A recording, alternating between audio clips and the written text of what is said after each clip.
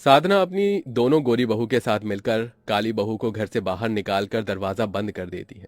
थोड़ी देर में जोरों की आंधी और बारिश शुरू हो जाती है। बारिश में भीगने की वजह से गीतांजलि की हालत पहले से भी ज्यादा खराब हो जाती है और वो बेहोश हो जाती है। तभी राजन अपनी बिजनेस मीटिंग से घर लौटता है।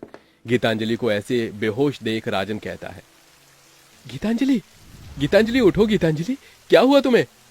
गीतांजलि की हालत देख राजन समझ जाता है कि यह सब उसकी माँ ने किया है। राजन गीतांजलि को उठाता है और गुस्से में अपनी माँ के पास जाता है।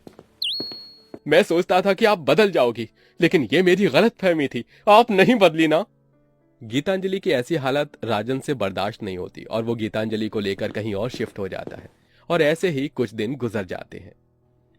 पारुल बहू, जरा गर्मा गर्म पकौड़े और चाय बना दे। कितनी अच्छी बारिश हो रही है। इतना पकौड़े खाने का शौक है तो जाकर खुद बना ले। क्या क्या कहा तुमने? भूलो मत, मैं तुम्हारी सास हूँ।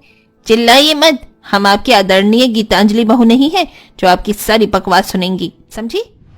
जिन गोरी बहुओं को साधना ने इतना प्यार किया था, उनका ऐसा बर्ताव देख साधना को काफी हैरानी और दुख होता है। मम्मी, कहाँ जा रही हैं आप ना जरा आज हमारा पेडिक्योर कर दीजिए। क्या?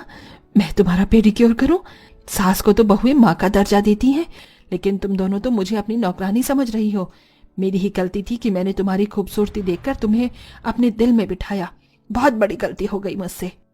साधना को जल्दी अपनी गलती का एहसास हो जाता है और वो सीधा अब गीतांजलि के पास जाती है और उससे माफी मांगती है।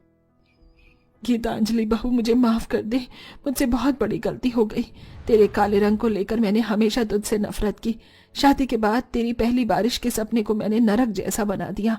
सोने की चमक में मैं इतनी अंधी हो गई थी कि मैंने अपने हीरे जैसी बहू पर अत्याचार किया। माँ जी, ऐसे हाथ जोड़कर मुझसे माफी मत मांगिए। आप तो मेरी माँ जैसी हैं। जो हुआ मैं तो उसे कब का भूल गई हूँ।